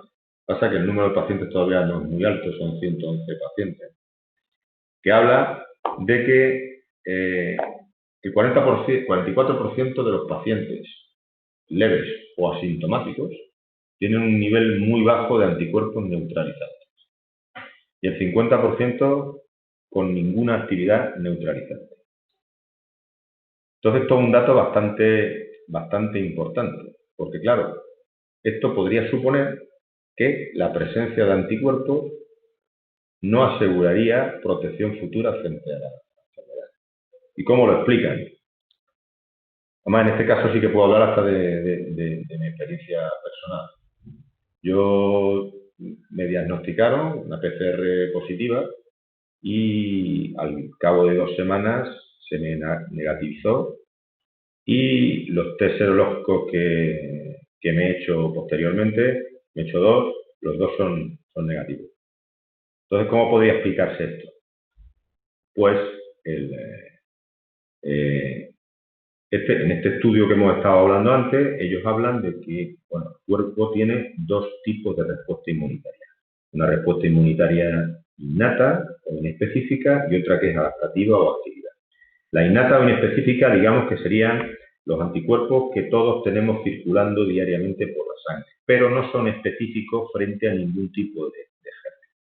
Entonces, en caso de pacientes leves o asintomáticos, como ha sido mi caso, quiere decir que hemos tenido poca carga viral, hemos tenido poca cantidad de virus en el cuerpo, por tanto, nuestra tropa de anticuerpos inespecíficos se carga al virus sin necesidad de tener que crear anticuerpos específicos frente a ese virus. Eso explicaría que casos como el mío, los test serológicos no tengamos anticuerpos, porque nuestro sistema inmunitario innato inespecífico ha sido suficiente para eliminar el virus. Por tanto, como la presencia de anticuerpos parece que no se puede asegurar ahora mismo, aunque como he dicho antes, necesitamos más tiempo, para seguir investigando, lo mejor es seguir las medidas de prevención, que hasta ahora es probablemente la herramienta terapéutica más eficaz y más importante. Lo más importante, evitar espacios cerrados o con aglomeración de personas. Ahí veis en esa imagen que refleja bastante la situación actual. Te puedes ir a un bar, a una terraza llena de gente, sobre todo allí en Sevilla, y sin embargo no puedes estar en la playa solo. Distancia de seguridad recomendada, 1,5-2 metros. Aquí también hay mucha controversia. También hay un artículo publicado en una revista que se llama Physics of Fluids, en los que unos investigadores de la Universidad de Nicosia descubrieron que incluso estamos hablando de una brisa mínima, 4 kilómetros por hora, la saliva puede viajar casi a 5,5 metros en 5 segundos. Entonces, la nube de gotitas de saliva podría afectar tanto a adultos como a niños de distintas alturas hasta esa distancia. Evidentemente, se requieren más estudios para determinar el efecto, sobre todo por la influencia que puede tener lo que es la temperatura del suelo y en los ambientes interiores, sobre todo el aire acondicionado. Claro, evidentemente, este tipo de estudios se hacen en unas condiciones, digamos, muy concretas, unas condiciones ambientales muy concretas. Aquí en España, como os digo, la distancia de seguridad recomendada sería 1,5 metros, 2. Pero sí es cierto que es muy variable. Y hay otros países donde recomiendan 1 metro y otros hasta 5 metros. El vídeo refleja perfectamente la situación. Como vamos a tener que operar en breve.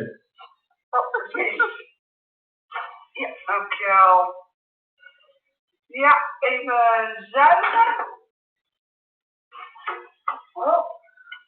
Ja, even spoelen. Beter spoelen, meer spoelen. Ja, dankjewel. Schakelen. Een beetje spoelen.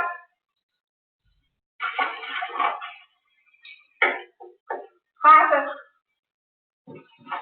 Beetje spies. En un futuro próximo me veo operando de esta forma. Seguimos con la prevención. El siguiente punto sería realizar higiene de manos con frecuencia. Con desinfectante para manos a base de alcohol, si las manos no están visiblemente sucias, durante 20-30 segundos. O bien agua y jabón cuando las manos estén visiblemente sucias. En este caso, 40-60 segundos. ¿Cómo eliminamos el coronavirus de una superficie? Otra pregunta también del millón. Pues parece que lo más eficaz sería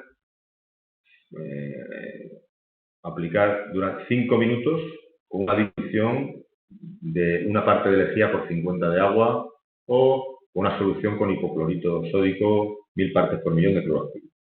También sería suficiente con 1 minuto con etanol al 62-71% o peróxido de hidrógeno al 0,5%. El mobiliario metálico con toallita desinfectante. Como hemos dicho antes también, ahora ya, según la OMS, está en entredicho el contagio por contacto directo. Otro tema controvertido, el ozono y el coronavirus, tan de moda ahora. Pues no hay ningún estudio científico que avale que el ozono es efectivo frente al coronavirus. Parece que solo sirve para higienizar el agua y para eliminar olores. ¿La explicación cuál es? Que para usarlo como desinfectante y que fuera efectivo frente al virus, necesitaríamos una dosis de 20 partes por millón.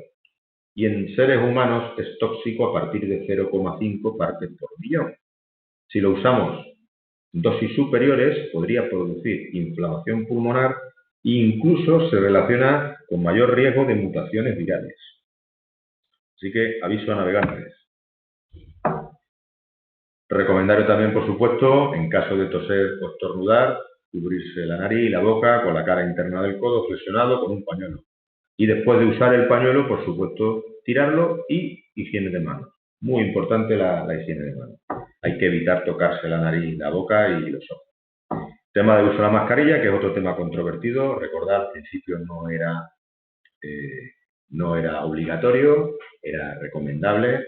Lo que no sabemos es si al principio no era recomendable porque no había o porque realmente consideraban que médicamente no era recomendable, pero desde hace unos días ya es obligatoria a partir de los 6 años en la vía pública, en espacio al aire libre y en cualquier espacio cerrado abierto al público, siempre que no se pueda mantener una distancia de seguridad de al menos 2 metros.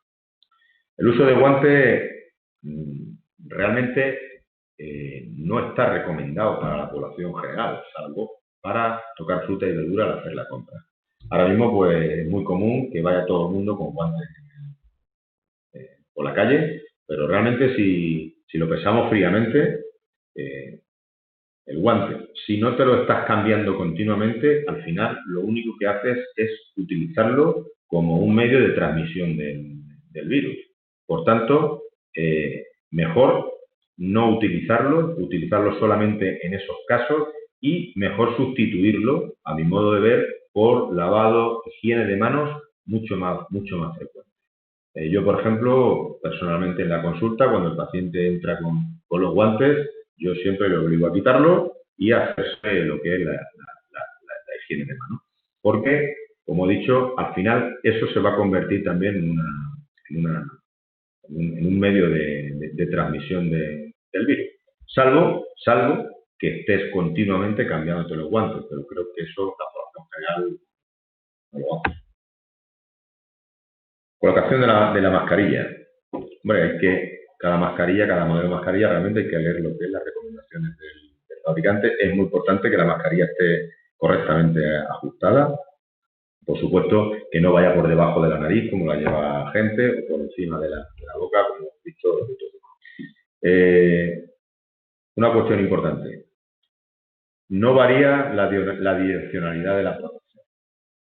Entonces, bueno, habréis escuchado seguramente, sobre todo con las mascarillas quirúrgicas, que si te las ponías con una parte hacia afuera u otra, el sentido de protección variaba.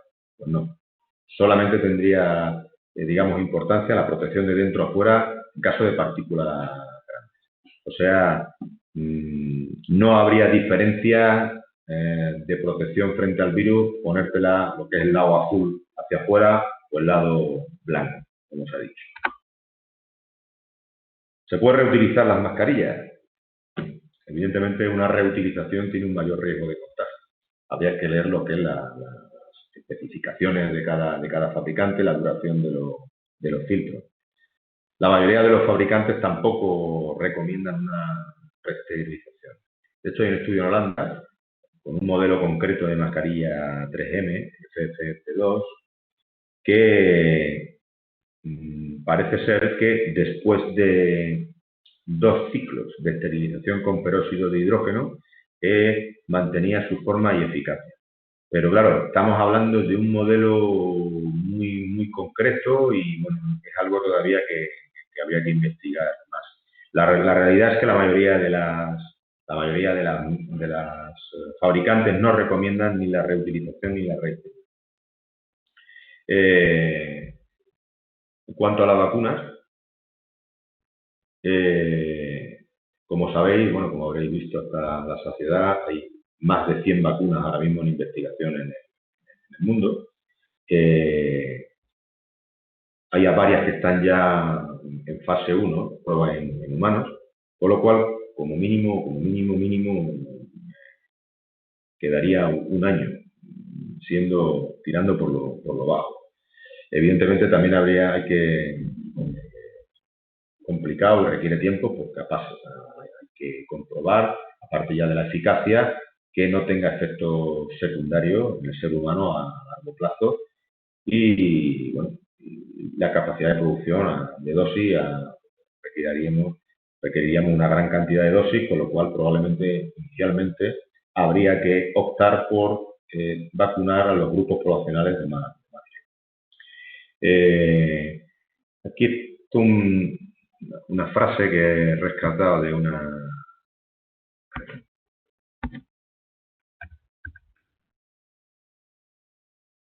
investigadora española que dice que no hay una fórmula única de hacer una vacuna, sino que hay cientos de aproximaciones y variantes.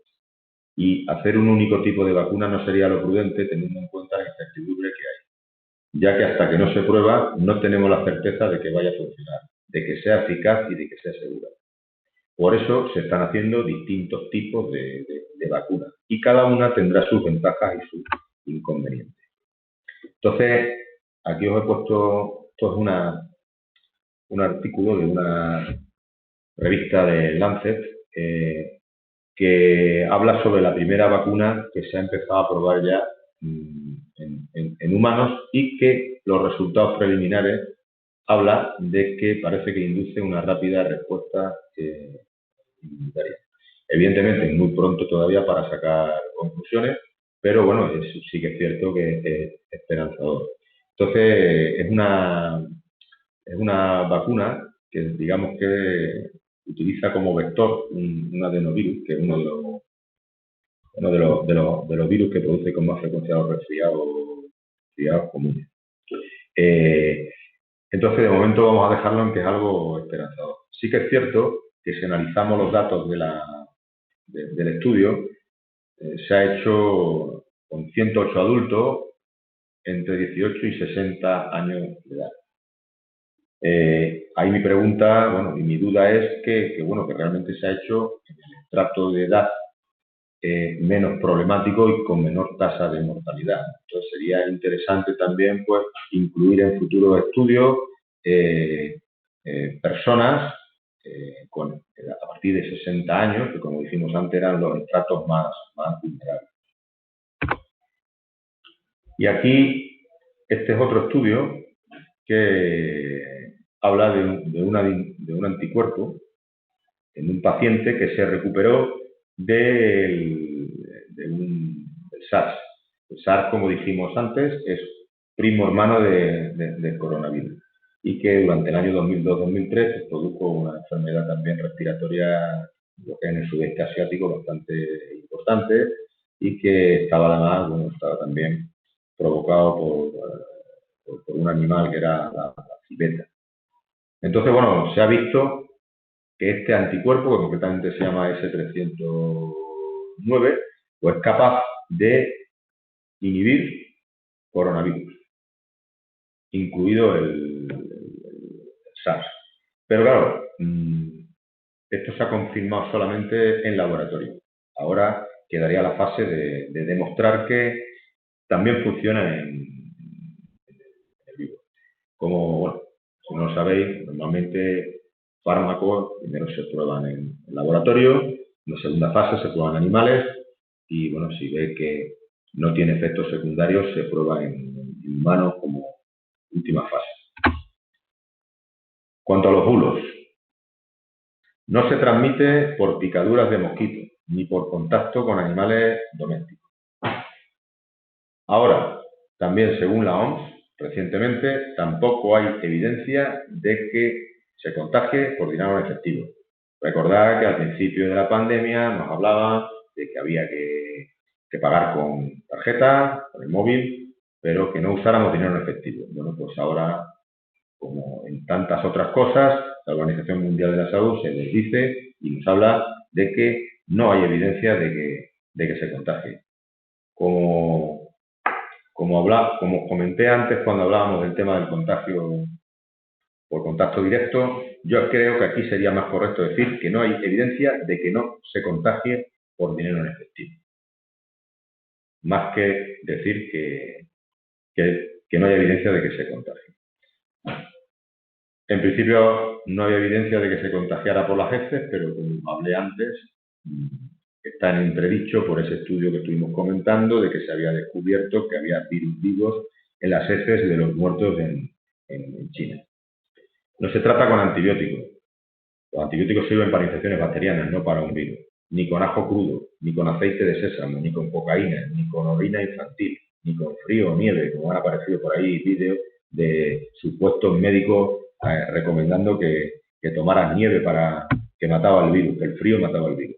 Con secadoras de aire caliente, se ha escuchado de todo. Realmente las pseudoterapias nunca van a ser la solución. Y hay que recurrir a fuentes fiables. Las fuentes fiables son fuentes que tienen que estar respaldadas por sanitarios, por profesionales sanitarios que vengan identificados y que tengan injerencia en el mercado. Y por supuesto hay que tener pensamiento crítico. Hay que huir de los grandes eslóganes, por supuesto, de los grandes alarmismos, y hay que confirmar la información. Uno no se puede quedar solamente con una fuente, sino cuando tienes una información hay que contrastarla con otras. Lo que comentamos en el principio también, en el índice, situaciones especiales relacionadas con el COVID y embarazo. Parece ser que las embarazadas no tienen una mayor susceptibilidad para contraer la infección ni para tener complicaciones graves, aunque realmente los datos actuales aún son tanto la transmisión vertical como la transmisión vertical sería la transmisión de la madre al feto, es muy poco probable. Y si nos basamos en los virus primos hermanos de COVID, pues tampoco se ha apreciado. De hecho, muestras en líquido amniótico, flujo vaginal, leche materna, no han demostrado presencia del virus. En cuanto a las complicaciones fetales, bueno, tampoco hay evidencia de que haya un mayor riesgo de aborto en gestantes con COVID y parece que tampoco produce efectos posparto.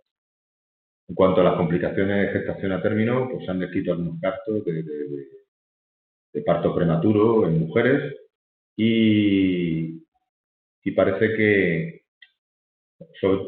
no en esta neumonía concretamente, pero en estudios en gestantes con otros tipos de neumonías víricas, sí se ha visto que existe un riesgo más alto de parto prematuro y pérdida de disminución del bienestar fetal intraparto. También se han documentado casos de recién nacidos con distrés respiratorio, trombocitopenia, incluso la muerte. Pero sobre todo, más que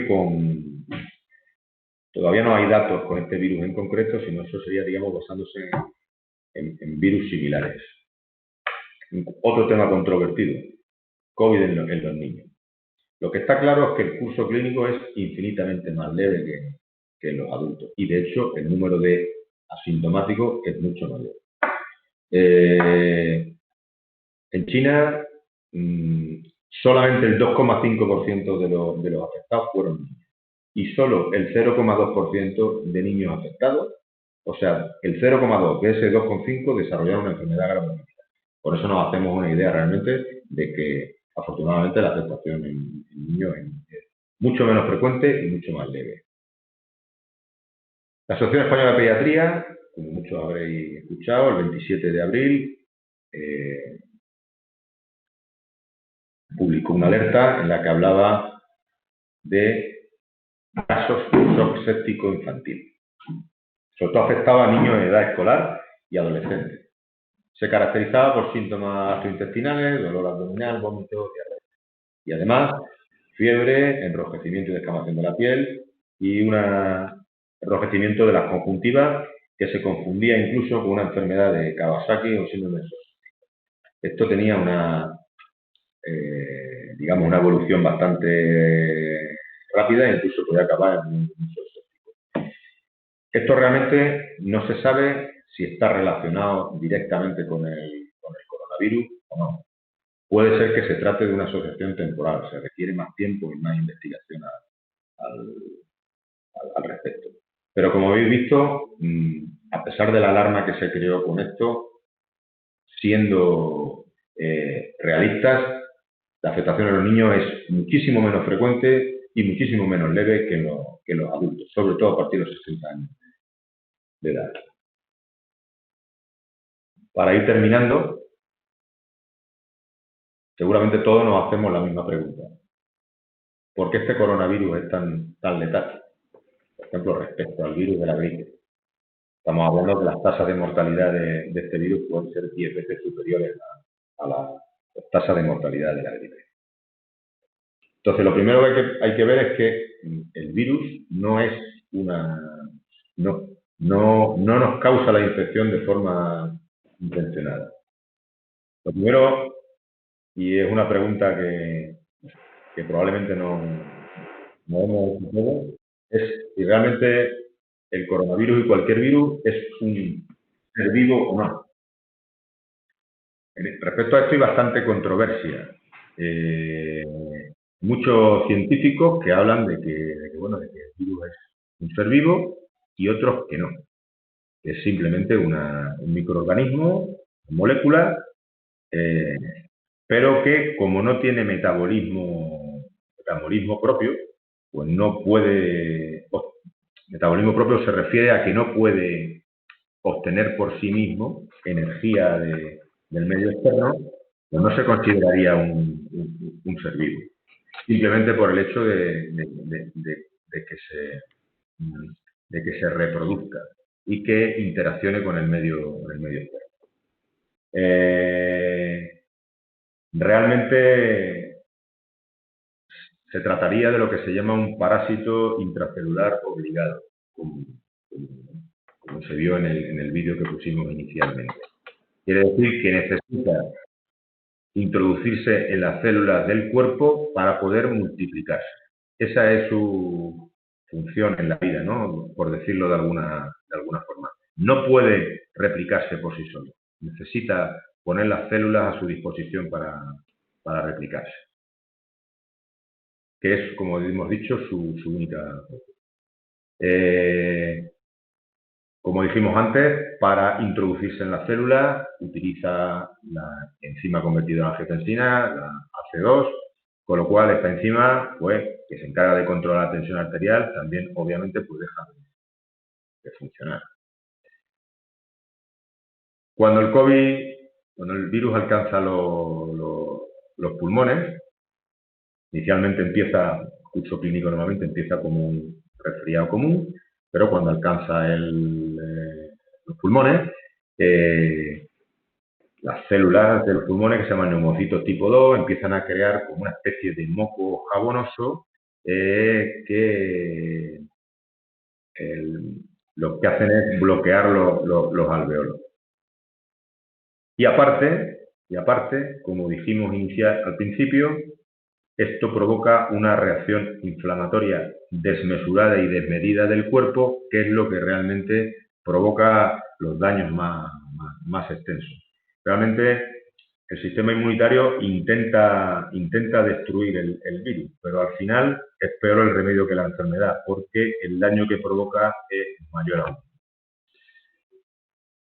También, como dijimos inicialmente, provocaba una inactivación del interferón, que era uno de los mecanismos que regulaba lo que es la respuesta inmunitaria, y al no tener este regulador, pues como hemos dicho, se hace mucho más desmesurada y descontrolada. Y luego, aparte, como último aspecto, remarcar la facilidad que tiene para contagiarse. Aparte de que se contagia con mucha facilidad, es un virus que tiene una capacidad de replicación muy alta. Es decir, que consigue que al introducirse en la célula hacer muchísimas copias. Entonces, el virus cuando se replica dentro de la célula, digamos que hace múltiples copias suyas, esas copias se recubren de una cubierta, al final digamos que destruyen la célula y salen al exterior y van a infectar a más células. Entonces, la probabilidad de contagio de una persona sana es directamente proporcional a la cantidad de virus que salen de la persona contagiada. O sea que si hay muchos virus en las secreciones de esta persona, las gotitas que hemos hablado antes que salían al estornudar, al hablar, es muy fácil que entren muchos virus en la persona sana y que el sistema inmunológico de esta no sea capaz de contrarrestar la infección.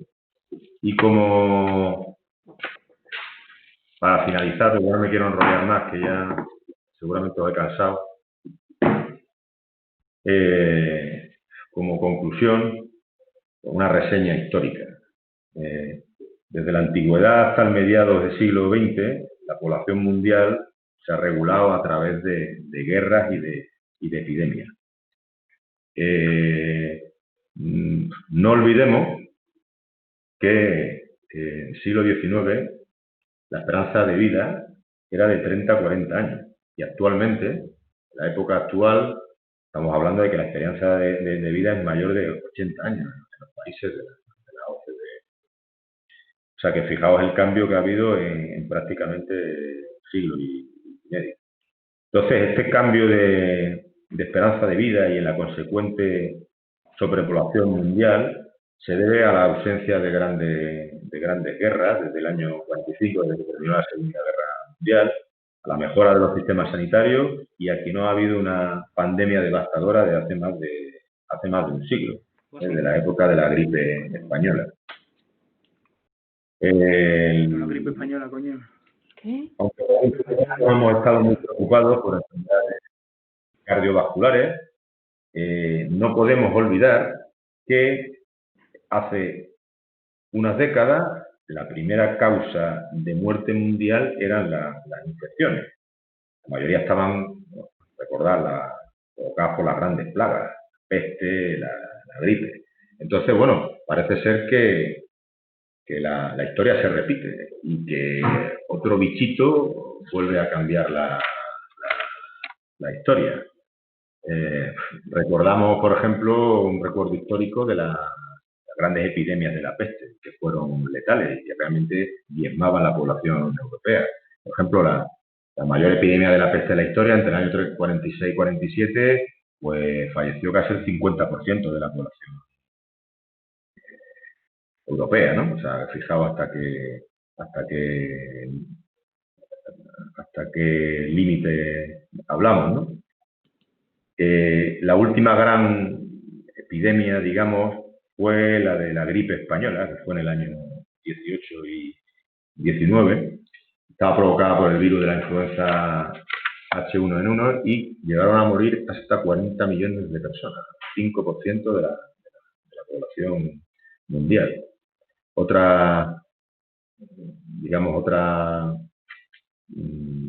Se consideró una pandemia, pero realmente no se puede considerar así. La del VIH, desde que apareció en el año 81, provocó hasta 35 millones de muertos. Otras gripes más recientes, la gripe aviar, veis, el número de muertes ha sido mucho más inferior. Resumiendo, la pandemia del COVID nos ha devuelto a la realidad histórica. Y aquí he recuperado una frase de un periodista que me gustó mucho, que dice que hace 100 años y 11 meses la revista Science publicó un artículo sobre las lecciones de la pandemia de la gripe, señalando 3 factores que frenaron la prevención. La gente no era consciente de los riesgos que corría, el distanciamiento físico va en contra de la naturaleza humana y las personas a veces actúan como un peligro, de forma inconsciente hacia sí mismas y los demás. La ciencia, también la del comportamiento humano, ha avanzado mucho durante este tiempo para proporcionar herramientas que nos ayuden a no cometer aquellos errores. esperemos que estemos en lo cierto. Muchas gracias.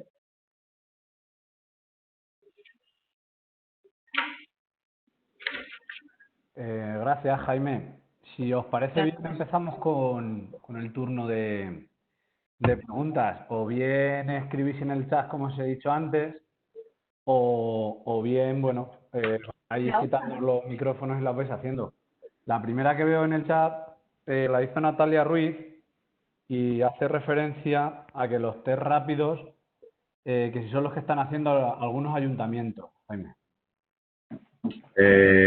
Los test rápidos son los que están haciendo los ayuntamientos. ¿Sí? ¿Y realmente sirven de algo o eso no sirven para nada? 30% de sensibilidad más o menos. Es decir, que por ejemplo en Torrejón, estos que están saliendo, que están haciendo test masivos hasta el miércoles, tampoco tiene mucho sentido, ¿no? No van a saber tampoco realmente el porcentaje de población inmunizada, ¿no? Esos test, como os dije antes, dentro de los test serológicos de anticuerpos hay dos. Están los rápidos, que son los cualitativos, que lo único que te dicen es si tienes anticuerpos o no. Es como un predictor. Te sacan sangre del capilar del dedo y se mete en la plaquita, esperas 10-15 minutos y te dice el resultado. Entonces eso, dependiendo, la mayoría son test chinos que no llegan 30% de sensibilidad. Los test serológicos más efectivos son los cuantitativos, que son la técnica ELISA, eso es en sangre que se saca del brazo, que se centrifuga y lo que se hace es medir el número de anticuerpos en el plasma. Los anticuerpos no están en la sangre. La sangre hay que centrifugar la sangre para sacar el plasma y en el plasma es donde están los anticuerpos. Vale. Vamos, de hecho yo me he hecho dos test rápidos y me salen negativos.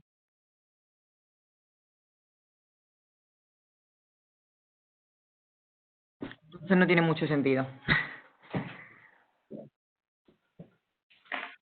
Si te quieres hacer, a mi modo de ver, salvo que tú estés en periodo ahora mismo que estés, que hayas tenido contacto con una persona directamente o que estés con síntomas, lo ideal sería hacerte un test serológico de los cuantitativos, el ELISA, que es el que te va a decir que tiene más sensibilidad, más especificidad y el que además, aparte de decirte si tienes anticuerpos, te va a decir el número que tienes. Y ese es el que se puede hacer, bueno, la Seguridad Social no creo que lo haga, ¿no? A menos que ese lo tienes que hacer privado, pero de forma privada con informe del médico, ese es el que comentan que te pueden hacer con un informe médico, ¿no? Ese es el que se puede hacer con una prescripción médica. Sí. Pero hay laboratorios que lo hacen, por ejemplo, Echevarne lo está haciendo. ¿Pero con informe médico siempre? No, una prescripción de un médico, cualquiera. Vale, prescripción, vale. Pues creo que cuesta, depende del laboratorio, entre 60 y 120 euros. A nosotros, con una prescripción médica, en el Hospital Quirón en Ciudad Real, nos hacen el análisis serológico. ¿Pero cuál? ¿El rápido o el otro? No, el otro. El rápido no, el de la analítica. ¿Lisa? El del dedo no. El del dedo no. Ese es el bueno. Ese es el que nos hacen el que nos van a hacer en el Hospital Quirón, en Ciudad Real. Ese es el bueno. Se llama ELISA. Sí, pues es ese. Pero hemos tenido que coger cita con la doctora de Medicina General y ella ha sido la que nos ha dado la prescripción para hacernos la prueba. Te lo tiene que prescribir un médico. Sí, eso es. ¿Es que tenemos tanto miedo? Con miedo no hay que tener tanto. ¿No? No hay que tener miedo, hay que salir con las medidas de prevención, pero hay que salir. Bueno, salgo. Pues mal hecho. Mal hecho porque al final no te vas a morir de coronavirus, te vas a morir de hambre, como no reactivemos la economía. No, comer sí como. Pero lo que has explicado tú hoy, pero muy bien. Explicado. Pero que bueno, que con esto, bueno, es cuestión de que no hay que ser alarmistas, como hay muchas noticias por ahí alarmando excesivamente a la población. O sea, tampoco la excesiva relajación que veo yo ahora mismo en la gente, que ya parece que se nos ha olvidado que hemos estado 2 meses encerrados en casa, pero tampoco podemos vivir continuamente en el miedo. O sea, Eso es lo que digo. lo que os he dicho antes, el 80% de los casos son leves, moderados. Y solamente hay un 20% que son graves y solamente hay un 3% de pacientes que van a la UCI. Es que claro, es que esto no tiene una tasa de letalidad como el ébola. Y que bueno, que hay un porcentaje muy alto de personas que lo han pasado de forma asintomática. El problema es que, claro, que no, realmente nosotros ahora mismo no tenemos una idea de la gente que ha estado infectada en España, que es el problema. Entonces, claro, si tú no tienes una idea real de la situación de inmunización que hay ahora mismo en España, tampoco puedes tomar medidas para el futuro. Claro.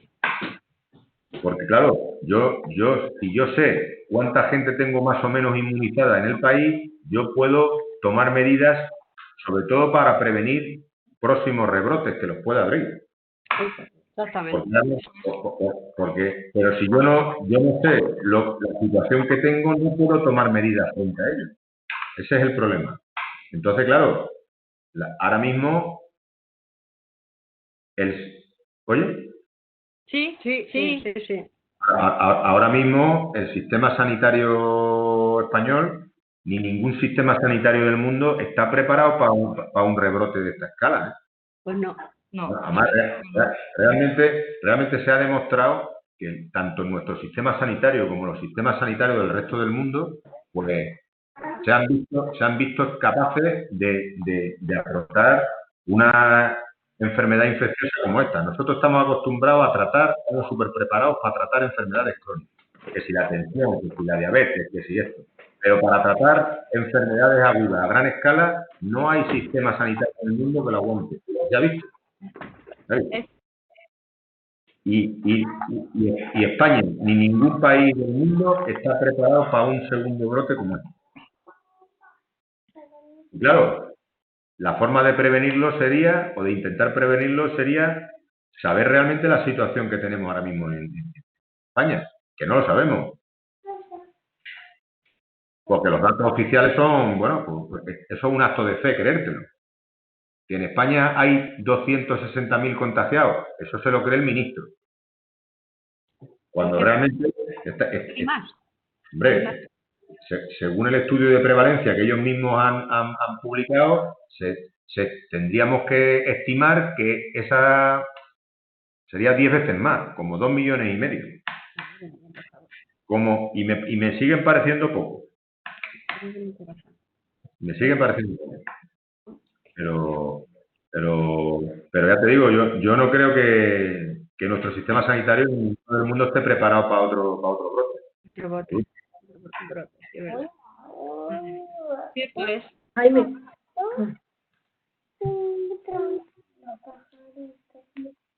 Jaime. Sí.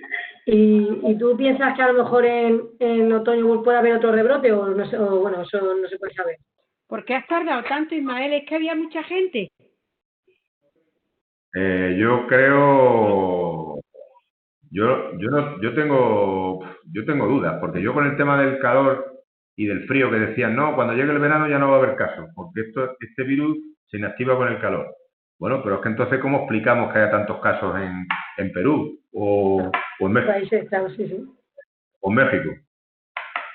Entonces, yo realmente pensaba que iba a haber creo que hay más riesgo de rebrote cuando la gente empiece a hacer vida normal y empiece a pasarse las medidas de distanciamiento, las mascarillas y eso, cuando empiecen a no tomárselo en serio, yo veo más problemas en ese momento que lo que es octubre en sí. Porque yo no tengo claro que el calor sea un factor determinante. No, porque serían temperaturas muy altas, no las que... Claro, porque tú entonces ahora mismo, ¿por qué hay tantos casos ahora mismo en Perú o en Brasil? Que en Brasil precisamente no hace frío. Sí. ¿Sabes? Muy bien, Jaime.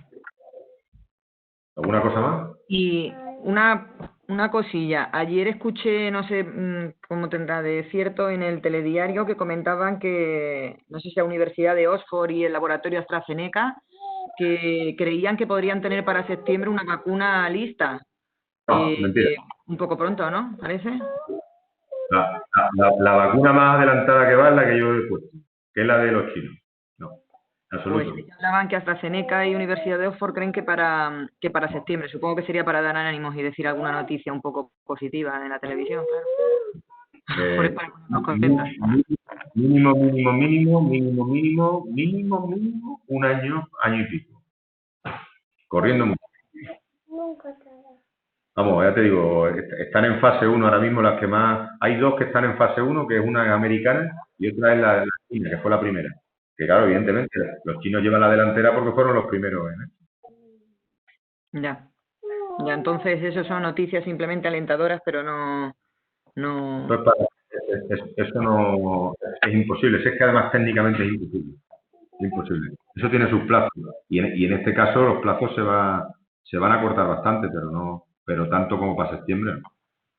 Pero que luego viene la segunda parte, que es, bueno, si la vacuna va a ser eficaz o no va a ser eficaz, porque la vacuna de la gripe no es infalible. No nos olvidemos que la gripe, ha habido años en que la vacuna de la gripe no ha tenido más de un 25% de eficacia.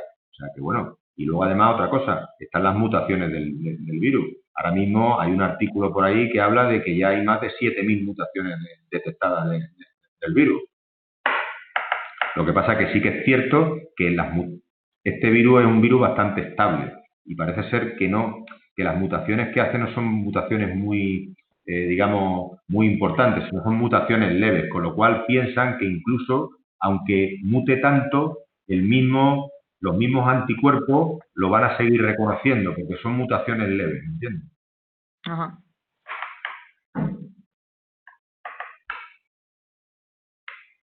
¿Alguna cosa más? Sí. Jaime, una pregunta. Entonces, si tú te haces el test que es con analítica de sangre y tienes anticuerpos, ¿se supone que tienes como 3 años de inmunidad, más o menos? No. ¿O no está pegando ni nada? Eso es lo que te he dicho antes, que si te basas en el SARS y en el MERS, serían 3 años. Pero esos son, digamos, los primos de este coronavirus. Pero no se sabe, necesitamos tiempo para saberlo. Vale, de acuerdo. Muchas gracias, muy claro todo, ¿eh? Un resumen. Buenas tardes, Jaime. ¿Me escuchas? Hola. Sí. Mira, lo he puesto en el chat, pero te lo digo. ¿Has observado? ¿Pueden persistir síntomas como la falta de gusto después de haber pasado la enfermedad? Yo que lo he visto en una señora en Ciudad Real, había pasado matrimonio los dos, y ya después de pasarlo, ella persistía sin gusto. Desde tu especialidad, ¿lo has visto esto? Vamos, de hecho, esta mañana he visto un paciente que lleva 2 meses con la pérdida del gusto de los platos y todavía no la ha recuperado. Y un paciente de coronavirus. Sí. Y he visto que puede persistir semanas. Vamos, ya te digo, de momento yo he llegado a ver a un paciente, ya te digo, de hasta 2 meses. Pero es pérdida de gusto de olfato sin moco ni congestión nasal, que es lo típico. O sea, el síntoma típico persiste luego después. Vale. Gracias.